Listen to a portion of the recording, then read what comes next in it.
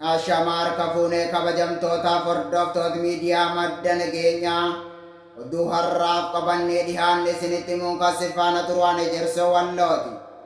Oduu keenya jalqabaatiin mootummaan naannoo Amaaraa waraana isaa baay'inaan gara Shawaaroobii ergaa jiraachuun dhaga'ame.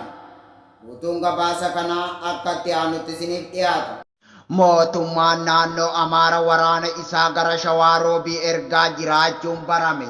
Kaaba Oromiyaa godina Walloo keessatti mootummaan naannoo Amaaraa akka uummanni keenya waliif hin dirmanne shororkeessitoota isaatiin daandii cufe waraana gara Shawaaroobii fe'aa jiraachuun dhaga'ame. Guyyaa kaleessaa jechuun eebila 19 bara 2022 guyyaa irraa akka sa'aatii impaayera Itoophiyaatti sa'a 6 irratti liyyuu haayiliin Amaaraa konkolaataa 17 magaalaa Qalloo keessaan qaxxaamuranii gara Sanbatee darbuu maddi keenya madda nageenyaatti hime.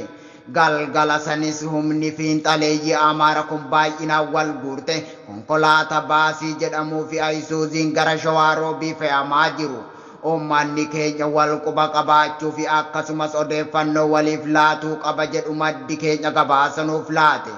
Akka maddi keenya gabaasanuuf laate jedhutti fiinxaleeyyiin Amaaraa kun haaloo lola kaleessaa baatuuf wal guuraa waan jiraniif uummanni keenya gara Sanbatee fi Haxaayyee jirtan wal quba qabaadhaa jechuun dhaamsa isaa dabarsee jira.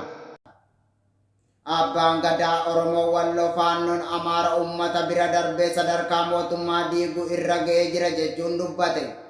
Bal'ina isaa Abdallaamee waan qindeeffate qaba. Faannoon Amaaraa uummata bira darbee sadarkaa mootummaa diiguu bira gaheeraa jedhe Abbaan Gadaa Oromoo Walloo. Jeequmsa kaaba Oromiyaa godina Walloo keessatti hidhattoonni sabaan Amaaraa geggeessaa jiran kanaan wal qabatee Abbaan Gadaa Oromoo Walloo Ahmad Muhammad Umar miidiyaa OBN waliin turtii taasiseen hidhattoonni Amaaraa faannoo fiin jedhan kun qotee bulaa Oromoo Walloo bira darbee mootummaa kana akka diiguu malan dubbate. Hidhattoonni faannoo Amaaraa kun kan leenjii Eertiratti fudhatanii lafa Oromoo Walloo harbuutti eebbifaman eebba san irratti kamiseen akka diigamuu fi dawwee harawaa Oromoo naannoo harbuutti argamu akka diina isaanii ta'e yeroo dubbatan saaxilee jira. Abbaan Gadaa kun akkasuma lola qotee bulaa Oromoo aanaa Jillee Dhummuugaa irratti faannoon Amaaraa kan mootummaa naannoo Amaaraatiin deeggaramu lola akka bananii namoota 8 ajjeesanii hedduu akka madeessanii OBN irratti dubbatee jira. Kaayyoon jara finxaaliyyii Amaaraa kana Oromoo Walloo balleessuuf akka deemaa jiran dubbata Abbaan Gadaa kun yeroo isaan hoolaa qotee bulaa Oromoo kana weeraruuf dhufan ofirraa deebisuuf dirqama waan ta'eef qotee bulaan keenya ofirraa deebisee jira jedhe.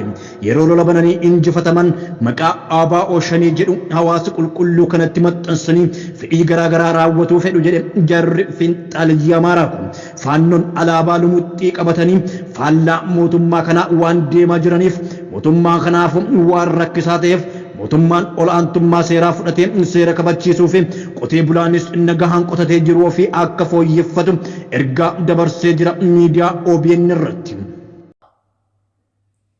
Garee shororkeessa faannoo Amaaraa Oromoo fi Oromiyaa irratti xiyyeeffannoo gochuun leenji'aa jiraachuun barame. Bal'ina isaa Sayyid Dawwee waan qindeeffate qaba. Gareen shororkeessa faannoo Amaaraa Oromoo fi Oromiyaa xiyyeeffannoo godhatee leenji'aa jira.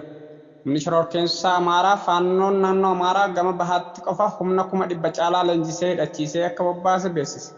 Hoggansi garichaa sirna eebbaa warra haaraa leenji'an irratti haasaa taasiseen uummata Oromoo Walloo fi Oromoo guutuu irratti wayita dhaadatu mul'atee jira. Lola Tigraay caalaa kan Oromoo fi Oromiyaaf miseensonni faannoo fi dargaggeessi Amaaraa akka of qopheessuu qabu wayita hoggantoonni faannoo hubachiisan viidiyooleen mul'atan bahanii jiru. Naannoo Amaaraa gama bahaatti qofa faannoowwan 100 caalaan leenjii weeranii leenjii fi qophiin kun bakka maratti cimee akka ta'u himaniiti jiru. Dargaggoonni Amaaraa marti akka leenji'an hidhatanii fi gurmaa'an hojjetamaa jiraachuu hoggantoonni faannoo ibsanii jiru. Faannoon bakka jiru maratti bifa gurmii qabu socho'aa akka jirus himanii jiru. Dureeyyiin Amaaraa ammoo humna kana qabeenyaan tumsuu akka itti fufuu qabanis hoggansi faannoo hubachiisee jira. Qondaalonni Amaaraa hedduunis amma dura faannoo wayita faarsan dhagahamaa tureera. Humni shororkeessaa faannoon tibba kana uummata Oromoo Walloo irratti waraana banee akka jiru jiraattonni himaniiru. Humni shororkeessaa faannoo kun godinaalee Wallaggaa keessattis aanaalee hedduu weeraree kan jiru yommuu ta'u godinaalee Shawaa Kaabaa fi Shawaa Bahaattis bakka hedduu weeraree jira. Oromiyaa keessatti bakkeewwan birootti of gurmeessee hidhannoo jajjabaan uummata haleelaa akka jiru Shinniigaa irraa deddeebiin gabaasaa tureera. Humni shororkeessaa faannoon bakkeewwan qabatetti namoota nagaa ajjeesaa fi qabeenya uummataa barbadeessaa akka jiru jiraattonni godina Oromiyaa garaagaraa irraa deddeebiin komataa turan. Mootummaan Oromiyaa humna kanatti dhaadatus tarkaanfii wayiituu kan fudhanne himamee jira. Egaa kabajamtootaaf hordoftoota miidiyaa madda nageenyaa oduun har'aaf qabannee dhiyaanne kana gammaa daawwattanidha. Qophiilee madda nageenyaa fan daawwachuu barbaaddan Tiwiitara keenyaa fi yuutuubii keenya jala dhaqaa isiniin jecha agoo waan nu waliin turtaniif galatooma.